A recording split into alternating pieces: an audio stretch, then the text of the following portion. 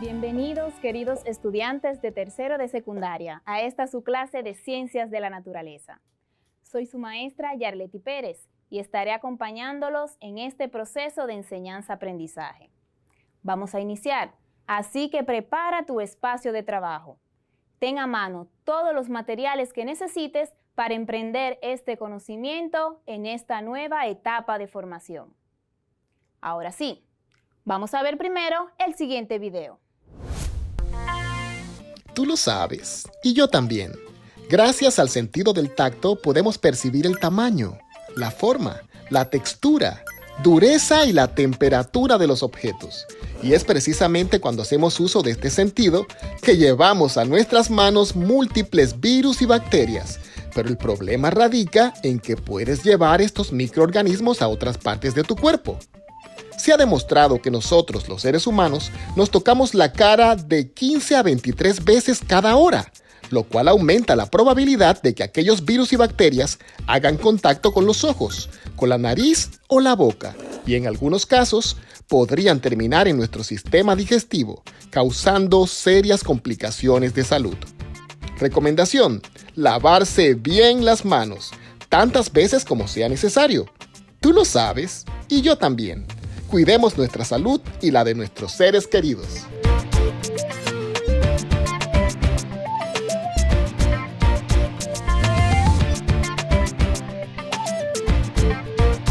No olvides utilizar tu mascarilla, lavarte las manos constantemente y mantener el distanciamiento social. Si sigues estas medidas, puedes preservar tu salud. Ahora estamos listos. Vamos a iniciar. Hola, Neurona, ¿cómo estás? Muy bien, profesora, y lista para iniciar la clase. Excelente. Pues ¿me podrías ayudar diciendo qué vimos en la clase anterior? Por supuesto. Mi banco de información recopiló datos importantísimos. En la clase anterior hablamos sobre el concepto de movimiento y decíamos que se define como el cambio de posición de un cuerpo. También pudimos conocer que la rama de la física que estudia el movimiento de los cuerpos y su estado en reposo es la mecánica, y que esta a su vez se subdivide en tres grandes ramas, que son la cinemática, la dinámica y la estática. Por último, pudimos conocer lo que es un sistema de referencia, que es un conjunto de coordenadas, espacio-tiempo, que se requiere para poder determinar la posición de un objeto en el espacio, y que su trayectoria es la línea que describe un móvil durante su movimiento. Así es. Ya que hemos organizado las ideas principales, ¿qué tal si conocemos la palabra clave del día de hoy? Y la palabra clave es velocidad. Velocidad es una magnitud física que expresa la relación entre el espacio recorrido por un objeto, el tiempo empleado para ello y su dirección. En una clase anterior pudimos ver que la velocidad relaciona el espacio recorrido por un móvil en el tiempo en que lo hace, especificando la dirección. Y esa palabra se relaciona con el tema que vamos a tratar en el día de hoy, la clasificación de los movimientos. Con este tema podrás describir los tipos de movimientos que existen y podrás tener un mejor manejo en la resolución de problemas. Vamos a recordar que en la clase anterior conocimos que el movimiento es ese cambio de posición que experimenta un cuerpo respecto al sistema de referencia que elija. Y dentro del movimiento existe un concepto muy interesante que se encarga de relacionar ese camino que se transcurre durante el movimiento, es decir, esa línea que va desde la posición inicial hacia la posición final. Neurona, ¿sabes cuál es ese concepto? Por supuesto, se refiere a la trayectoria. Así mismo es, la trayectoria. y de acuerdo a esa trayectoria que describen los móviles, se puede clasificar el movimiento en dos tipos principales: movimientos rectilíneos y movimientos curvilíneos. Los movimientos curvilíneos, a su vez, se pueden clasificar en tres importantes: los movimientos circulares, movimientos elípticos y movimientos parabólicos.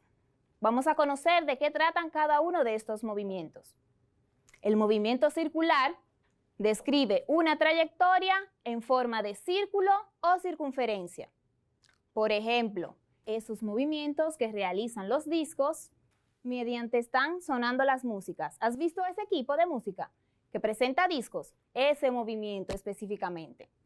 Si nos referimos a los movimientos elípticos, es porque ese movimiento presenta una trayectoria en forma de elipse. Es decir, ese movimiento que realizan los planetas alrededor del Sol. ¿Y cuál nos faltaría, Neurona? El movimiento parabólico. Exactamente. Por último tenemos el movimiento parabólico, en donde la trayectoria de este movimiento es en forma de parábola. Por ejemplo, ese movimiento que podemos ver en los arcos, o mejor dicho, en los juegos de básquetbol, cuando un basquetbolista tira la pelota y ese arco que se forma al momento de realizar ese tiro. ¿Lo puedes relacionar? Excelente. Si nos referimos a los movimientos rectilíneos, estos presentarán las características de que presentan la misma trayectoria, pero la diferencia estará en el comportamiento que realicen estos movimientos. En base a estos, los movimientos pueden ser rectilíneo uniforme y rectilíneo uniformemente variado. Por ejemplo, vamos a hablar un poquito más sobre los movimientos rectilíneo uniforme. En el caso de este movimiento presentan tres características principales. La primera y la más importante es que la velocidad es constante, es decir, que no varía. La segunda es que este movimiento, ese móvil recorre distancias iguales en tiempos iguales. Y la última característica es que recorre una trayectoria en línea recta. Por ejemplo, imagínate que nos estamos montando en un vehículo. Si te fijas en el tablero del chofer, podrás notar dónde marca la velocidad. Si miras detenidamente y observas que esa velocidad se mantiene constante, quiere decir que estamos ante la presencia de un movimiento rectilíneo uniforme. Podrás darte cuenta que recorre la misma distancia en el mismo tiempo. Por ejemplo, podrás recorrer 10 metros en 5 segundos. Si vuelves a contar otros 5 segundos, podrás notar que habrá recorrido nuevamente 10 metros. ¿Ves la relación? Es en ese caso en que nos estamos encontrando con un movimiento rectilíneo uniforme, porque la velocidad es constante. ¿Vamos bien hasta aquí, Neurona? Así es, profesora. Se entiende perfectamente. Eso me parece excelente. Ahora bien, en el movimiento rectilíneo uniforme se utilizan una serie de fórmulas que vamos a ver a continuación.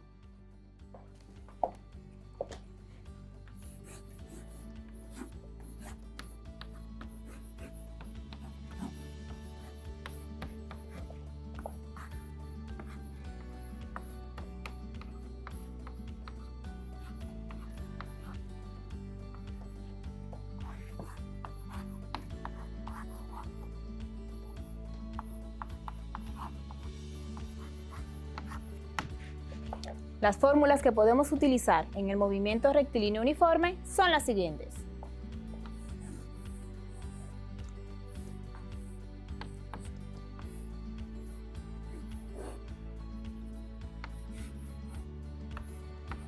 En donde esta parte representa el desplazamiento, que sería igual a la velocidad por esa variación en el tiempo. También esta se puede expresar de la siguiente manera. Distancia es igual a la velocidad por el tiempo. Si vamos a utilizar la fórmula de la velocidad, sería de la siguiente manera. Velocidad es igual a la distancia sobre el tiempo, que sería lo mismo si dijéramos esa variación del desplazamiento entre la variación del tiempo. Y en base a esta obtenemos la fórmula del tiempo. Tiempo es igual a la distancia entre la velocidad. Ahora bien, las unidades de medida que utiliza cada fórmula son las siguientes. Para la distancia o el desplazamiento se expresa en metros. Para la velocidad, metro sobre segundo. Y para el tiempo lo expresamos en segundo. Hay que tomar en cuenta que para el movimiento rectilíneo uniforme no vamos a tener aceleración, ya que nuestra velocidad va a ser constante. Muy bien, neurona. Así es. Espere, identifico que tenemos una pregunta vía redes sociales. Pues vamos a escucharla. Ela Camil López, desde Manu Guayabo, nos envía la siguiente pregunta.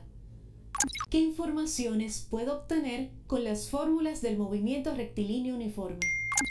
Interesante pregunta, Ela Camil. Con estas fórmulas puedes obtener la distancia recorrida por un móvil, el tiempo que le toma recorrer esa distancia y la velocidad que emplea para recorrerla. Todas esas informaciones las puedes obtener de ese móvil. Por ejemplo, de una pelota, de un niño montando bicicleta, de una persona caminando o de un automóvil en la carretera. ¿Alguna otra pregunta, neurona? No hay más preguntas, profesora. Bueno, pues vamos a aplicar estas fórmulas para resolver algún problema que se nos pueda presentar en el camino. En este caso vamos a utilizar el siguiente. Un automóvil se mueve a una velocidad constante de 120 kilómetros por hora en la autopista de las Américas, aquí en la República Dominicana. Y nos tiene como incógnita, ¿qué distancia recorre en 2 horas? Y también nos pregunta, ¿qué tiempo tarda en recorrer 190 kilómetros? Primero vamos a buscar el tiempo. Antes que todo, hay que determinar si este ejercicio o esta incógnita es o pertenece al movimiento rectilíneo uniforme. Esto es fácil de determinar, ya que la velocidad es constante y esa es una característica que solamente presentan este tipo de movimiento. Después de aquí, podemos sustituir las variables necesarias y, utilizando las fórmulas que tenemos, realizar los cálculos correspondientes. Vamos a ver.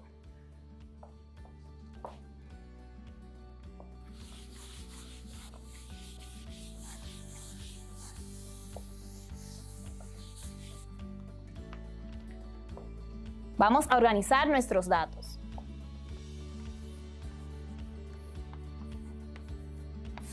Nos dice que presenta una velocidad de 120 kilómetros por hora.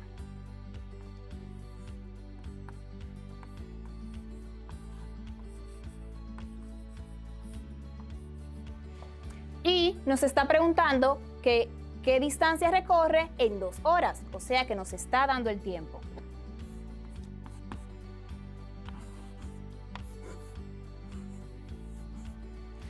Y lo que nos pregunta es la distancia.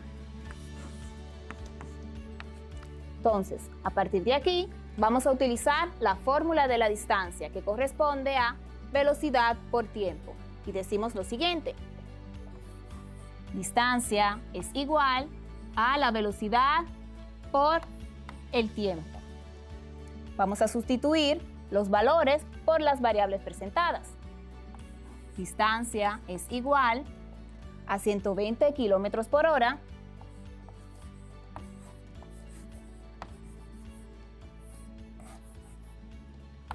por el tiempo, que serían 2 horas.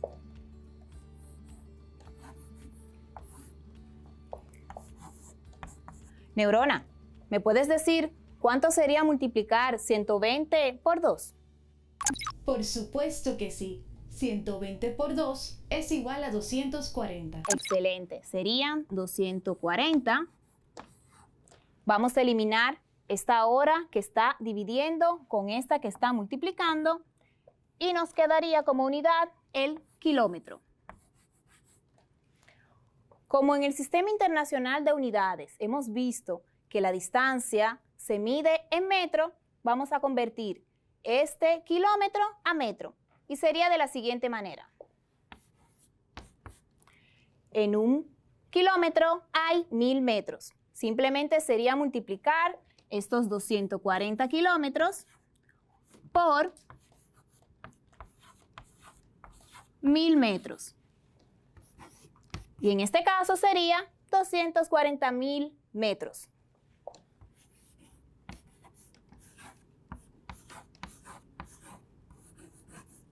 Entonces podríamos decir que la distancia que recorre en 2 horas es de 240.000 metros. ¿Vamos bien, neurona? Así es. Pues vamos a ver ahora el tiempo en que recorre 190 kilómetros.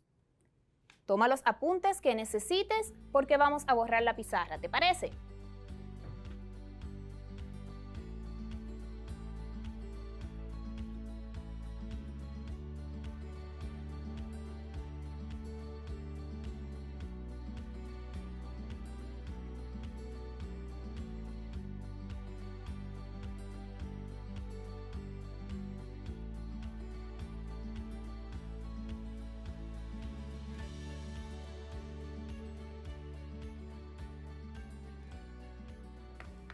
Nuevamente, nuestros datos presenta una velocidad de 120 kilómetros sobre horas. El tiempo de aquel ejercicio sería de 2 horas. Y en nuestro caso vamos a tener una nueva información, que es la distancia que recorre, o mejor dicho, la distancia de 190 kilómetros.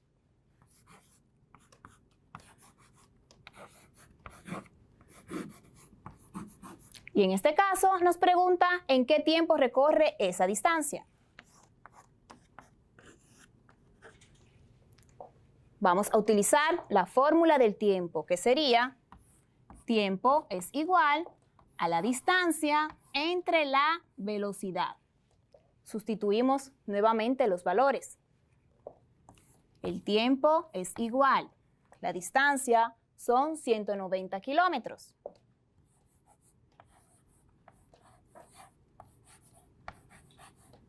Entre la velocidad, que serían 120 kilómetros por hora.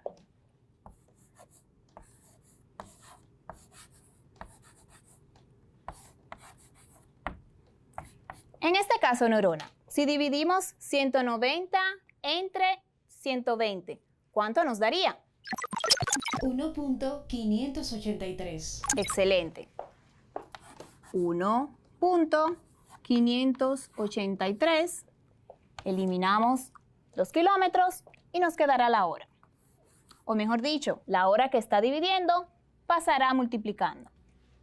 Para no utilizar el tiempo en decimal, vamos a hacer la conversión de estos en minutos y en segundos. Entonces sería lo siguiente.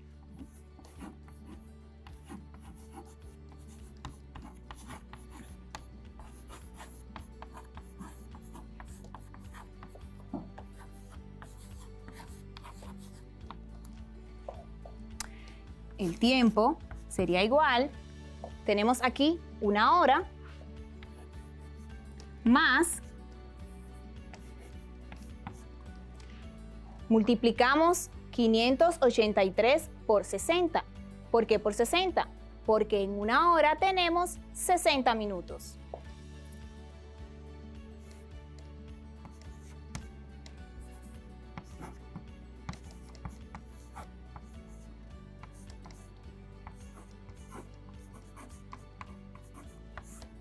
Neurona, nuevamente necesito tu ayuda.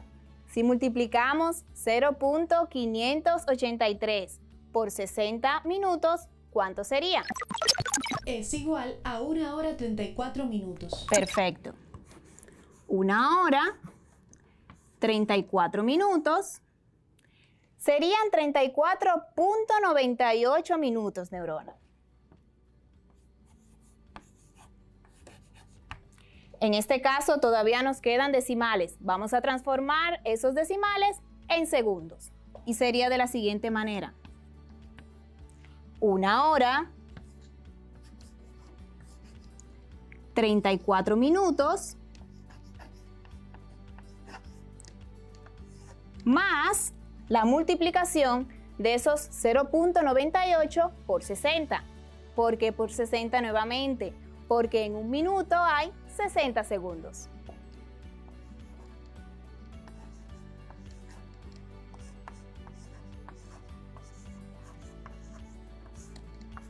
Y en ese caso, ¿cuánto sería esa multiplicación, neurona? ¿Cuántos segundos nos quedan? 59 segundos.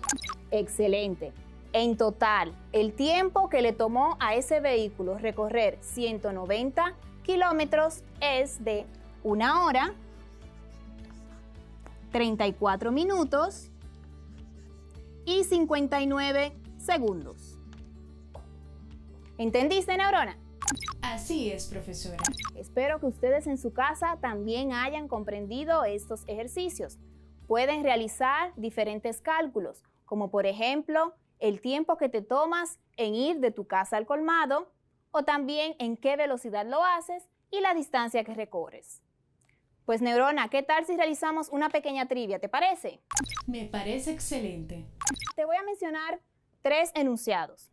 Me vas a decir si corresponde a verdadero o si es falso. Y en el caso de que sea falso, tienes que justificarme la respuesta, ¿te parece? Me parece bien. Perfecto, pues vamos con el enunciado número 1. Y dice lo siguiente: el movimiento puede ser rectilíneo o curvilíneo. ¿Eso es falso o verdadero? Eso es verdadero. Muy bien. Y en el caso de que dijéramos lo siguiente: el movimiento curvilíneo puede ser uniforme o uniformemente variado. ¿Eso es verdadero o es falso? Espere, estoy analizando. La respuesta es falso, porque esta clasificación se refiere al movimiento rectilíneo. Excelente. Y vamos con la última pregunta. Sería lo siguiente: ¿el movimiento de los planetas alrededor del Sol es un tipo de movimiento elíptico? ¿Eso es falso o verdadero? Eso es verdadero. Muy bien. Espero que ustedes en sus casas también lo hayan aprendido. Pues neurona, ¿qué te parece si me dices qué hemos aprendido en el día de hoy? Por supuesto. En la clase de hoy aprendimos que un cuerpo está en movimiento si cambia de posición respecto al sistema de referencia escogido y según la trayectoria descrita pueden ser rectilíneos y curvilíneos. También aprendimos que los movimientos curvilíneos pueden ser circulares como el giro de las manecillas del reloj, elípticos como la trayectoria de los electrones que forman el átomo y parabólicos como el rebote de una piedra cuando es lanzada al agua. Además, conocimos los tipos de movimientos rectilíneos, como el movimiento rectilíneo uniforme y el movimiento uniformemente variado. Por último, aprendimos que el movimiento rectilíneo uniforme se caracteriza por presentar una velocidad constante, es decir, que no cambia, y a partir de eso vimos las fórmulas que se utilizan y cómo podemos emplearlas para calcular los movimientos que realizamos a nuestro alrededor. Excelente. Mis queridos estudiantes, hemos llegado a la parte final de nuestra clase de hoy. No se olviden acceder al enlace que aparece en pantalla para que puedan ver estas clases nuevamente y puedan retomar los apuntes que le faltaron. Recuerden que pueden auxiliarse de sus docentes y de sus padres. Y me despido con una frase del increíble Stephen Hopkins. Él dijo: la inteligencia es la habilidad de adaptarse a los cambios. Nos vemos en un próximo encuentro.